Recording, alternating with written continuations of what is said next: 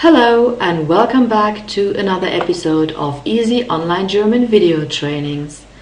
Today I'm going to teach you the colors in German. And the first color we're going to start with is the color white. And in German it's weiß. Weiß. In brackets you see the phonetic script, and I always use this international phonetic script in order to avoid wrong pronunciation. So we have the first letter, and this is a W, and the German W is always pronounced like the English V, formed by the upper teeth and the lower lip.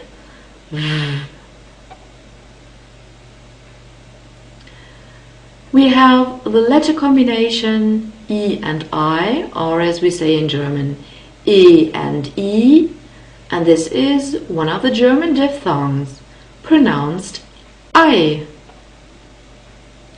I. The last letter is a German SZ, and this is pronounced like a sharp S. If you don't have that on your keyboard, you can also use a double S,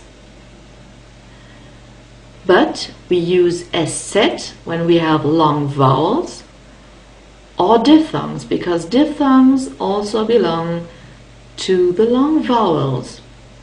So in this case, because of this I diphthong, we would have to use SZ instead of double S. So let's get to the next color, and this is yellow.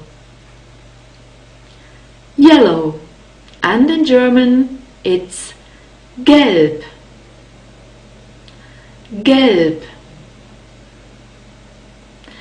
If you look at the phonetic script, you see the sign for the E sound, and this actually looks a bit like a big E. Gelb.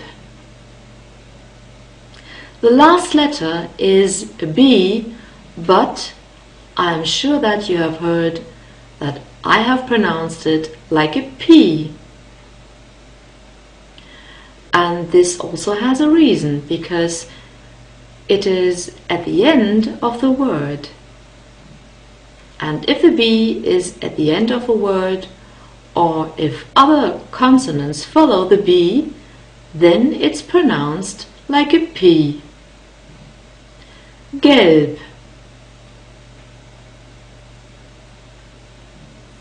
Then we can get to the next color, which is salmon pink. And in German we say Lachs. Lachs. We also have a noun called Lachs, and this actually means salmon. This is the name of the fish. So if you look at the phonetic script,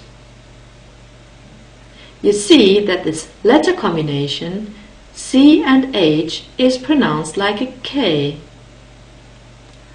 And one of the reasons might be that it's followed by another consonant, because normally CH is pronounced H or H. This depends on the vowel or diphthong, but here it's pronounced like a K, Lachs. We get to the next color, which is orange, and in German it's a bit similar, it's orange. Orange. So if you see the phonetic script, we have a little tick in front of the R, and this marks the syllable which is stressed, and so you can see that the stress is on the second syllable in this case. Orange. Then we have the German R, which is a bit unusual because it's rubbed between the uvula and the back part of the tongue. R. R. The French native speakers have the same R, by the way, so they don't have to practice. Orange. After the R sign, you have a sign which looks a bit like an N. And this is the sign for the N sound, like in singing.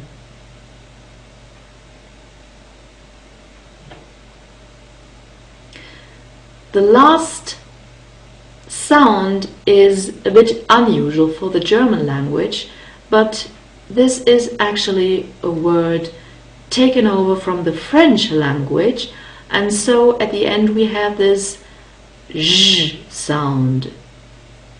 J. Orange.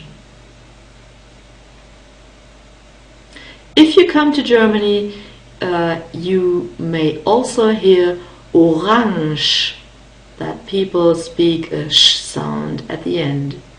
This is not unusual. Okay, the next color is rot, and this is the German word for red. Rot. Rot. If you look at the phonetic script, you can see that we have a long O sound. It's a straight O, not O or something. We don't have that in German. Just a straight long O. And the double point after this O sign means that this is a long vowel. So the double point always makes the vowels long. Rot. The next color is rose-colored, and in German we say rosa. Rosa. You can see that we have a long O here too. O plus double point. And in the middle we have a soft S, and this is expressed by a Z sign in the phonetic script. Rosa. If we have an S at the beginning of a word or in the middle of a word, in German it's always a soft S.